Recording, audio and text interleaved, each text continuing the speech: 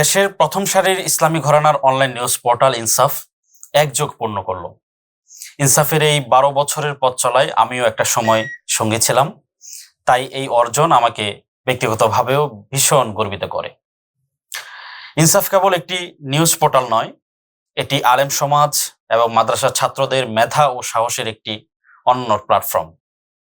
আলেম সমাজ কেবল নির্দিষ্ট গণিতে সীমাবদ্ধ না থেকে গণমাধ্যমের মতো গুরুত্বপূর্ণ জায়গায় সফলভাবে নেতৃত্ব দিচ্ছে, এটা আমাদের সবার জন্য অনেক বড় পাওয়া।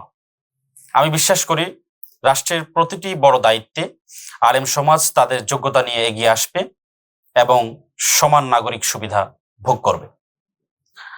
আমার সাবেক কর্মস্থল ইনসাফের সম্পাদক, আমার প্রাক্তন সহকর্মী এবং অগণিত পাঠকদের জানাই একযোগ পূর্তির প্রাণঢালা অভিনন্দন।